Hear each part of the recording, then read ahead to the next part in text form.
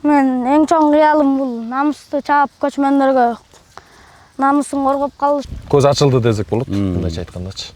Көлгө барып атыбыз токтогол. Кана чыдап койчу, чыда. Биз анчалык ылдам чабышты күткөн эмеспиз, чындачы. Утабыз деген максат менен барабыз, Кудай буйрса. Денесинде мындай лишний эт жок болуш керек.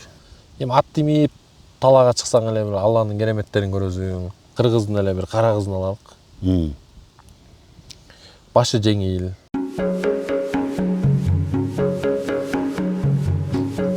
Ассаламу алейкум достор. Кыргыз тулпарлары берүүбүздүн бүгүнкү коногу Талас районунун Көккашат айылынын тургуну, кичинекей айылдан чыгып чоң ийгиликтер жараткан чоң саяпкер Кожомуратов Алчынбек жана анын көчмөндөр оюндарына жолдомо уткан эки тулпары Эрдан менен Намыс. Достор, 6-дүйнөлүк көчмөндөр оюндарынын катышуучусу Аламан байгеге катыша турган күлүк Намыс жана Топ байгеге катыша турган күлүк Эрдан боюнча маектешкен Алчынбекке келдик. Алчынбай, кандай ден соолук, аман эсен жакшы? Кандайсыз экен? Достор, мына Алчынбай Кожомуратов биздин белгилүү Кыргызстандын топ 5 саяпкерлеринин бири десек болот. Алчынбай, сен эки күлүгүңдү эки чабышта жолдомо уттуң. Ушу күлүктөр боюнча маекти баштайлы. Намыс жөнүндө баштасак алгач. Намыстын ата тегин, каяктан келди, кимдики? Ушул боюнча маекти баштасак. Салам алейкум. Урматтуу кыргыз элим. Ошо бул Намыс аттуу күлүгүбүз. Мунун атасы Нехил. Энеси Секвестердин кызы. Анын энеси Мафе деген бей. Бул эми Султан Маткеримов агабыздын чарбасынан чыккан, Ашырбек жылкы чарбасынан. Бул мага 3 жашында келген. Ошо 3 жашынан бери биздин үйдө, биздин колдо тапталып атат.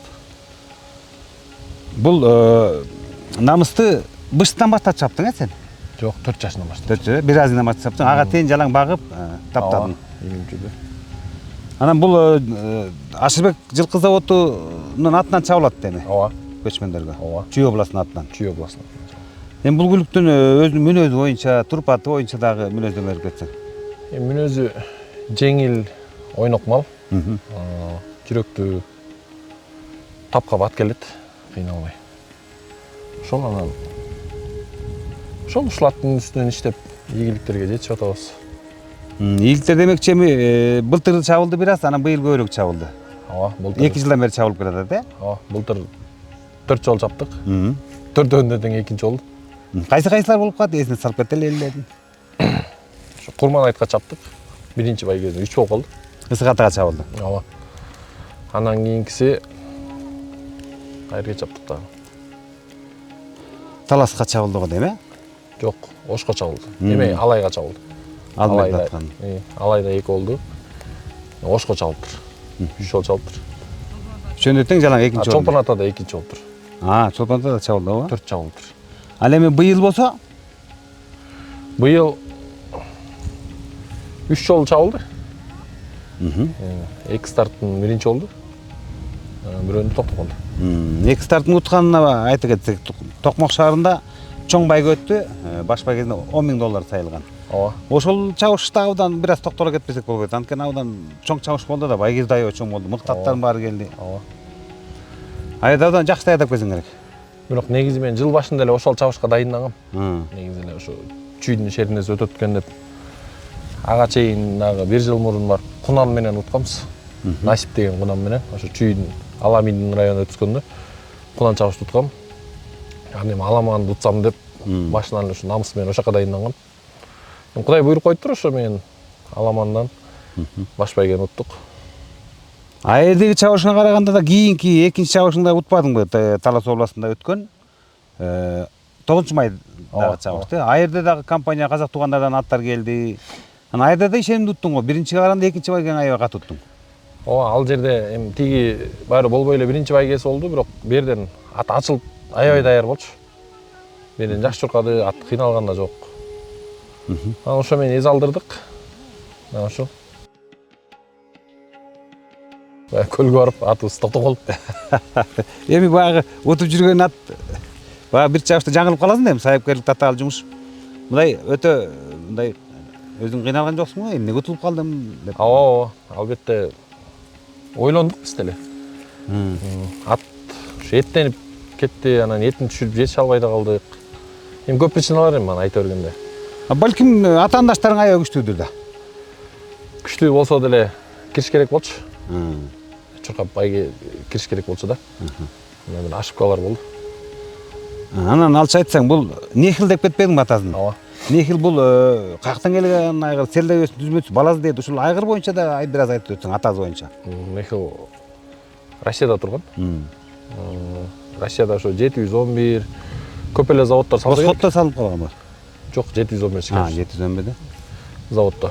Кань заводдо салынса керек. Анан картайып калгандан кийин ошол айгырлыкка ошо Султан байке алып келген да. Былтыр ошо анан Асип деген кунаны чаап жүрүп өтүп элек. Анан балдар чуркуп атат жакшы. Негизи булардыкы поздно спелыйраак болот экен. Кечирээк аламанга жакшы чуркуп атат. Куданга жете албай. Ошо Россиядан деле ошо производитель болуп турган ошо гладкийге жетишпей койсо керек да балдар. А бияк келип аламанга жакшы көрсөткүчтөр көрсөтүп атыр. Эми Кудай буйруса, бу көчмөндөр оюндарына 9-майда Башбайге автоунаа чаңганды утуп, анан жолдоманы да кошуп атпадыңбы? Ооба. Эми көчмөндөргө даярдык кандай болот? Көчмөндөргө эми Азырдан даярдык баштадың да, анткени кечээ күнгү чоң байгеде бир аз кичине өзүн көрсөтө албай калбадыбы? ооба. Ал жерден эми көчмөндөр болгондо эми мындайча айтканда олимпиадада. Эми аттын жанына жат дайынданыш керек. Ошол нерсени түшүнгөнмүн. Көз ирмемде мындай ошибка кылбай, окаташын өз контролдоп буйруса жакшы дайынданып барганга аракет кылабыз. Анткени бул оозго элдин оозуна илинип калган мыкты күлүктөрдүн бири. Намыс. Анан буйруса намысты да чаап аткан балабыз Бекнияз да. Ооба, бул машина утканда бөлөк жакелер чапкан. Бирок эми Бекнияз болуп турат, Ооба, эми Бекнияз чабат да.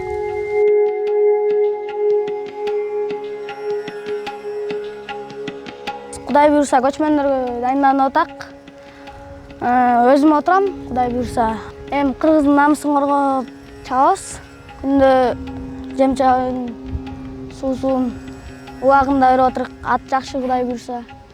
Анан кийин өзүм дагы ушуга өзүм ойлоп отурам. Бул өзү жеңил ат менен жеңил жүрөт, жакшы да. Работаларында кыйнабайт, ала качпайт, спокойный. Өзү мындай жеп ичкендери жакшы да. Терди да жакшы берет. Буттарында жалап жок. Сон Кудай буйруса бүгүн көчмөндөргө дайынданып, иншалла утабыз.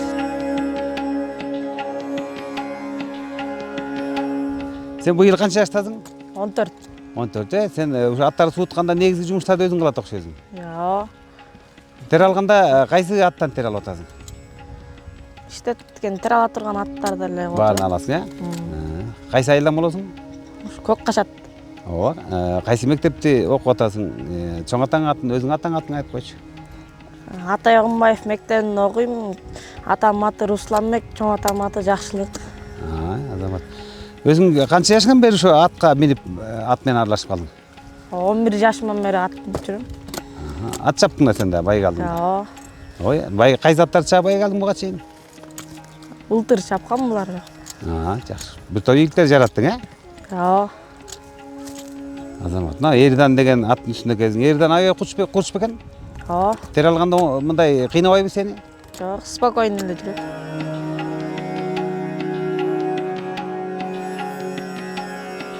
Алчы атадан кем уул, атага тең уул, атадан улуу уул деген кыргызча сөз бар да. Анысы кандай сенин огу кичи уулуң өзүңөн өтө сайыпкер болчудай. Ооба, ат деп аябай кызыгат. Канчада? 2,5 жашта. Аты ким? Аты Аббакир. Аббакир азыр абдан кызыгат окшойт. Ат байтан бери ыйлап атат эле, мына аргымакка отурганда былк этпей калды. Аты мем деп. Кана чыдап койчу, чыда. Жакшы. Будан башка да улуу балаң дагы мынакей. Нуржигит балам ат чаап машина уткан. Азамат, бул Нуржигит дагы кичекейинде Ооба. өзү камчын, өзүнүн бою камчындан кичеке болчу да, анан атка абдан отуруп жүрдү. Нуржигит дагы канча машина утты? 2 машина. 2 машина утты. Азамат, азыр сага колуңа кол, бутуңа бут болуп жүргөн турбайбы? Ооба, ушул карайт аттарды. Жомарт балаң дагы ат минип калганын байкайм. Эми ал имет бир көп кызыкпайт да. Ошол сен балдардын ичинен ушу эки уулуң абдан ооба өзүнүн жолун тартып улантат окшойт. атка кызыгышат.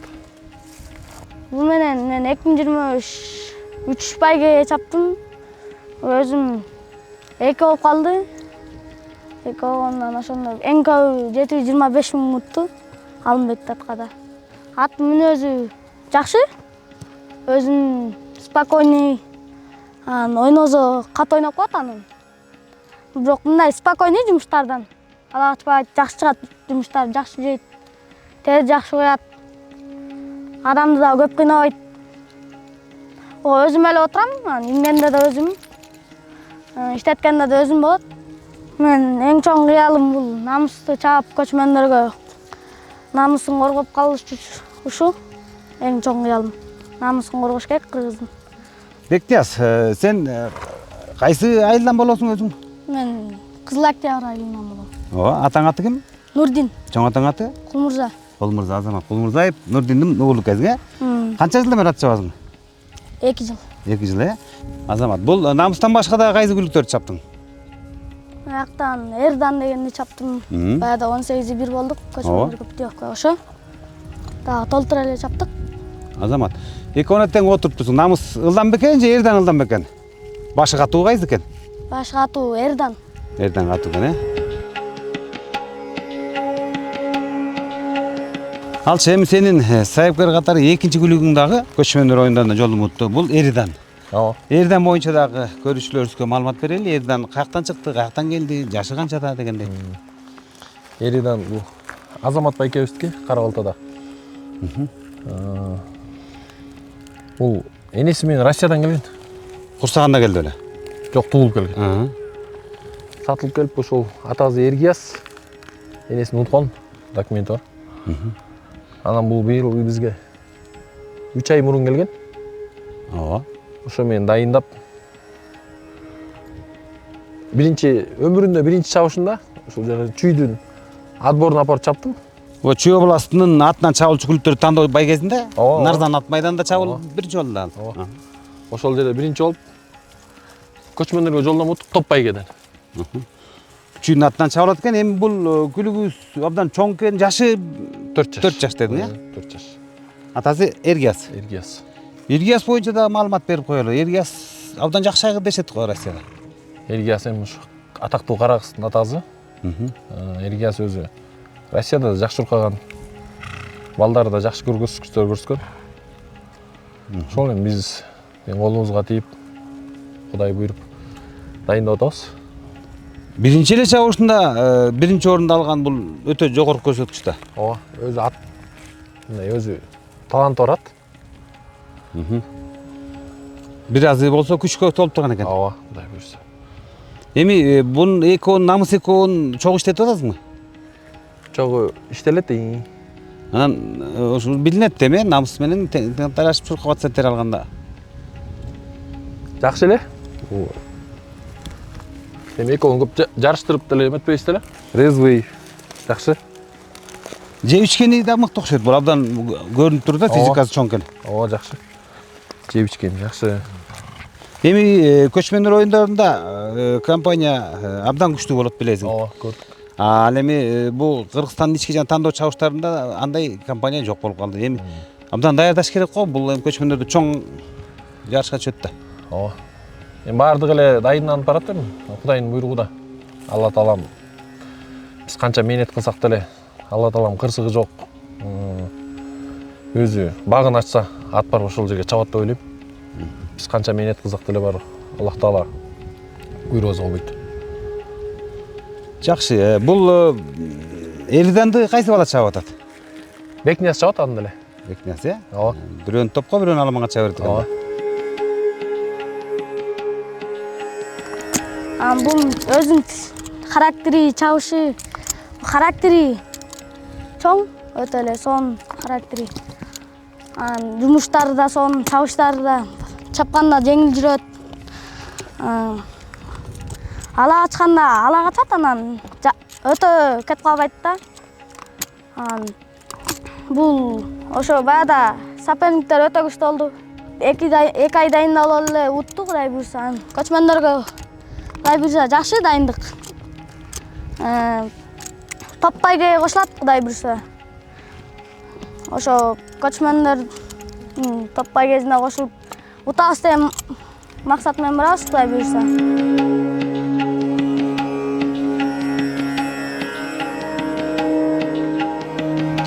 Өскөл кубогу 2026 кубогунда өтө чоң чабыш болбоду. Аны сен өзүң түзмө түз катышып аткандан кийин байгенин ылдамдыгы кандай болду? Өтө катуу. Кыргызстандагы өз ички чабыштардын ылдамдыгынан ашып кетти го дейм. Эми кандай десек эми биз анчалык ылдам чабышты күткөн эмеспиз чынындачы. Бирок биз ошончолук деңгээлде дайынданыш керек экенин бир аз барып мындай көз ачылды десек болот, мындайча айткандачы. Атты ошол деңгээлге жеткизип дайындаш керек. МММ торунун чурканын көрдүң. Бул тулпар окат кылдырбайт го, бул абдан күлүк мал окшойт. МММ тору эми бул кунанында дагы аябай жакшы көрсөткөн. Аны мына Нуржигит деген сайыпкери дагы аябай мыкты сайыпкер. Эми мындайча айтканда бага келип, табы келип турду, чурканып турупту. Ал эми мына кечеөнкү ошол байгеде топ байгени уткан күлүк бул Омат деген күлүк. Жок, Орда деген күлүк келбедиби Жамбыл Бөбөкбайдын. Ал күлүк дагы абдан мыкты окшойт, байкадыңбы? Эрдандын бирден бир атандашы болушу мүмкүн көчмөндөрдө. Ой, баары эле ал жерге жалаң уткан аттар барат да. Бир эле Ордо же бир эле бул Эрдан эмес. Ар бир ат өзүнчө күчтүү болуп барат го дейм, менин оюмча. Жакшы, абдан эми мындай намыска жаратчу, намысты коргой турган чоң байгеде ийгилик каалайбыз, алчы.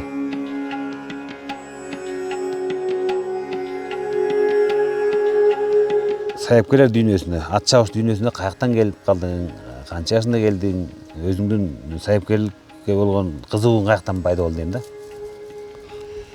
Şu сайыпкерликке негизи бала күнүм менен эле кызыгам. Мен өзүм негизи охота кылчумун башында. Тайган салчыкта. Кийикке чыгып, мергенчилик кылдык. Анан ошо чоң атам менен өзүмдүн папам, атам үйдөгү тайларды чабышчу байгечи. Ошо байге уталчык эмеспиз. Барып чабыла берчи, бирок илешпей келчик да ар дайыма. Көрсө биз үйдөгү жанагы кыргыз жылкылардын эле балдарын чаап жүрүп туруп да. Ошол убакта аз ойлонсом. Анан суутуу эмне экенин эле билбей эле ошол чөп жеп турган жеринен эле тери алып ошону байге алып барчу экен аз ойлосом. Ошол убакта кичекейимде ошондой ойлончумун, кийин Кудай буйрса атам аттарын чыгарып чапсам депчи. Сенин чоң атаң, экинчи, үчүнчү чоң аталарың деле балким сайыпкер чыккан. Ооба. Кожо Мурат чоң атам сайыпкер болгон экен. Ал чоң атамдын атасы да. Ошол кишинин тартканын деп айтышат го, бүркүт салган, куш салган экен. Ошол жактан келип атат деп элем. Бул ушу сынчылыкты да каяктан үйрөндүң эле? Атты кандай жасайсың? Ат сынаганда каягына басым жасайсың? Эми ат сынаганда ушул жана айтып атам, тайган салчым депчи. Ошо тайган менен күлүк аттын сыны окшош эле болот. Анан эми бирден билбейм, эми бир Алла таалам бир эме зорго дейм. Мындай күлүк атты көргөндө мындай Ох, атаң деп жибересиң. Ички интуиция билет да. Сезесиң да. Анан эми аябай издендим чынына келгенде, бир ар бир күлүктү видеосунан, сүрөтүнөн көрөм. Не особенностьтар бар экенчи. Анан ошолордон ар кайсы күлүккө арга сол күлүккө окшоштуруп анан тааныйм. Эми күлүк жакшы атты чыгарын кайсы сынынын өзгөчөлүгүн айтып берчи. Биздин досторубузга дагы балким пайдасы тийип калар. Негизги 3 сыны кандай болот? Сенин азыркы заманба сайыпкердин көз карашы менен. Жеңил болуш керек жеңил. Баскан жеңил болуш керек. Денесинде мындай лишний эт жок болуш керек. Көзү чыгып турат мындай. Күйүп турат. Бото көзтүүдүн миңи чуркайт, чочко көзтүүдүн бири чуркайт дегендей көзүнөн баа берди кезинде. Эң примуштуу ушу гөдөн деп коет, жана тайганда деле, ушул атта деле. Ар бир күлүк аттын ушу көкүрөгү аябай ылдый болот да. Салаңдап түшүп турат, билинет да капталына караганда. Кар жилигинен ылдыйраак түшүп турабы? мындайынан капталына мындай серисинен далсын жаткандары мындай кенен болот да, аябай эле чоң болот. Соруу жагына көңүл бурасыңбы? Ооба, бурам. Арты кууш болуш керек. Лишний эт болуш керек, мындай жарылган соор эмес, мындай. Жатып, Уй соору болуш керек. уй соору болуп, узун болуш керек соору. Болушунча эле. Канчалык узун болсо ошончо скоростной болот. Мойну узун аттарда кээ бири жактырат, кээ бири моюнду, орто моюнду жактырат. Сен ал жагына кандай көңүл буруп атасың? Мен өтө моюн узун ат жакпайт мага. Моюну мындай орторок болот, кыскараак. Белине жараша моюну болот. Ошого карайм. Основной ушу күлүктөрдүн моюну ушу орто эле болот, белине жараша моюну болот да. Анан мели бүкүрүрөөк болуш керек. Кабыргалуу болуш керек. Эми сен айткан параметрлер менен келгенден атты табыш кыйын го. Бирөө болсо бирөө болбой калат, бир кемчилик болуп калат деген кеп да. Жок, мисалы эми кыргыздын эле бир кара кызын алалык. Башы жеңил, көкүрөктүү, соорусу узун, кабыргалуу мал. Өзү байтал болгону менен айгырдай көрүнөт. Көөдөн аябай чоң, Көөдөн аябай чоң да. Анан Байтору деле ошондой болчу. Байтору да ошондой, Эми булар эми тарыхтагы калган мыкты күлүктөр да. Ооба. Анан айтсаң, бу казак туугандарыбызда мындай кеп бар экенин эшиткем да.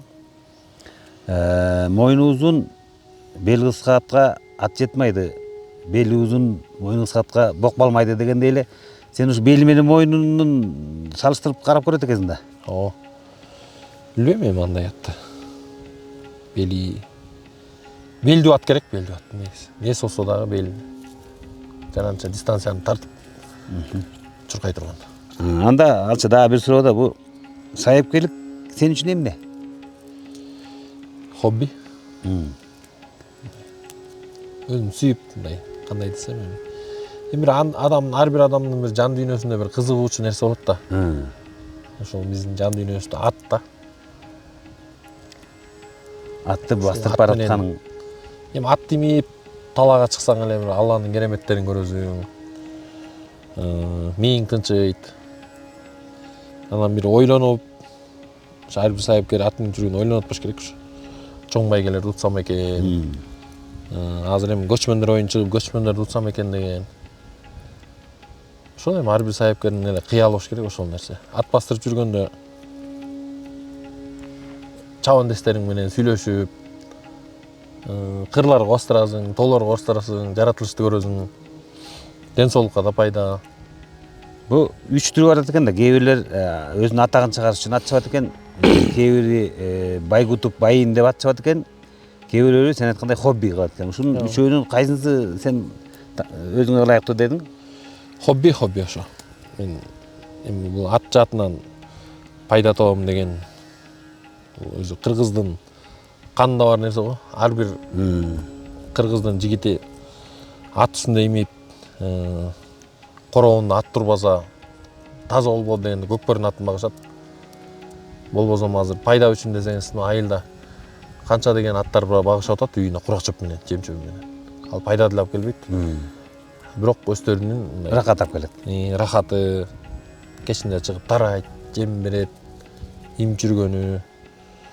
Бул пайгамбарыбыздын айткан сөзү бар. Колдон келсе ат баккыла, кыямат күнү ат менен өткүзгөн убактыңар үчүн жооп бербейсиңер дегенчи. Кандай сонун хадис. Ооба. Анан бир нерсени байкаганда, сен дайыма байге башталганда сен жабыңды колтуган кыз болуп элден обочолонуп жалгыздап кетип каласың. Киши менен да сүйлөшпөйсүң. Эмне сырың бар бул? Просто атка аябай переживать этем. Эми ал байгеде аябай көп рисктер бар да. Биринчиден атың травма алып калышы мүмкүн. Үстүнө чабандести ойлойсуң. Анан чабандеске ратса мен айтып турасың да. Анан миң бар ошол ат чабышка көңүл буруп, мындай жан дүйнөң кетип атса жаныңа туруп, ар кандай суроолор беришет да. Чуркап атсачы. Алаксып жүрбөсүн деп жалгыз отурган жакшы көрөм. Анан мындай сен өзүң жаш болуп туруп аябай сонун ийгиликтер жаратып келатасың. Акыркы 2-3 жылда укмуштар ийгилик жараттың. Анан ушундай ийгиликке жеткенде сыр эмнеде? Бир 3 негизги себеп бар да. Анткенде мындай чоң ийгиликке жетебиз? Биринчи эми азыр сайыпкерлердин баары чистокровный английский жылкы багат да. Анан ошол аттын линиясын үйрөнүш керек го дейм. Кан. Мындайча кыргызча айтканда сызыгы деп коебу. Ошону үйрөнүш керек. Анан ошол эң биринчи атты тандаарда мен энесине караш керек да. Күлүктү бээ туйт да. Анан жакшы күлүк тууган, гнездовой маткан балдарынан анан кийин атасынын линиясына карап, атасынын энесине карап, анан бизге байге, аламан байгеге туура келеби жана айтып өткөндөй. Жеңил, сухой, ошол жагын буттарын карайбыз. Ошо баары келгенден кийин анан өзүнүн кулпунуңа тылат да атчы. Ооба. Мына могу чуркайт деп. Анан чуркайт ошол. Ошо биринчиси атты туура тандаш керек. Бул биринчиси. Биринчиси. Экинчиси талыкпай мээнет кылыш керек. Үчүнчүсү ат чабып атканда ылдыйраак жүрүш керек дейм. Манжапыс болуп. Жөнөкөйрөөк болуп. Эми бул ат чабып аткандан кийин эле өзүндө көбүрөөк илинет, аттагы өзүндө. Ошон үчүн бир аз жупунураак болуш керек деп ойлойм. Дөөлөттү көтөрө билиш керек.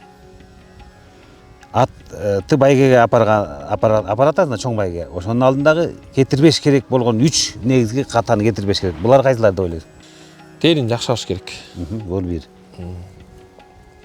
Атка аябай ушул чабышка жакындап калганда ошо травма көп болот да. Аттарчы. Ошо буту колун абайлап жакшы дорожкага алыш керек экинчиси. Үчүнчүсү окатын туура коюш керек. Жаңылып калбаш керек. Ач да кылбаш керек, ток да кылбаш керек. Ушул 3 негизги катаны кетирбесе, дээринде болгон ат чуркайт. Ооба. Жакшы. Анан эми мына май өгүстүн соңунда алчы Кудайберди көчмөндөр оюндарында эл аралык ат чабыш болуп атат. Олимпиада деп койсок болот. Анан ошо жалпы журтка, сайыпкерлер жамаатына каалоо тилегиң уксак. Ушул эми көчмөндөргө ушу жолдон болуп аткан сайыпкерлердин баарына ийгилик каалайм. Өздөрү аман болсун, аттары мүдүрүлбөсүн, туяктары аман болсун. Ошол дорожкада күчтүү тутсун кимиз болсо да. Кимиз канчалык мээнет кылса, Алла таалам ошол мээнеттерин жандырсын. Ар бирибизге, сизге дагы Аллах таала жакшы күлүктөрдү берип, ат үстүндө жүрөсүз. Силерге да рахмат. Ошол кыргыз элине, казак элине бирткеде болсо ат чабышка салым кошуп атасыздар деп ойлойм. Ошо жакейлер дагы болсо сиздердин ушу байге мурасы аркылуу болсо дагы кичине жаш балдарга кызыгуу алып келип атыр деп ойлойм. Ошол кааларым баарына байгел болушсун. Жакшы, рахмат. Сага дагы ийгилик, мынакей чоң байгенин алдында маек кылып атабыз. Атың байгелүү болсун, Кудай жер казалыгын сактап, намыска жараган аттарың, намысың дагы берки эриданың дагы ийгиликтүү чуркап, жакшы ийгиликте жаратсын. Ат жалында аман бол. Кандай болгондо болсо дагы өзүң айткандай дөөлөттү көтөргөн манжапыс эл журт менен бирге болгон азаматтардан болуп жүрө бер. Айтканыңыз келсин. Амин.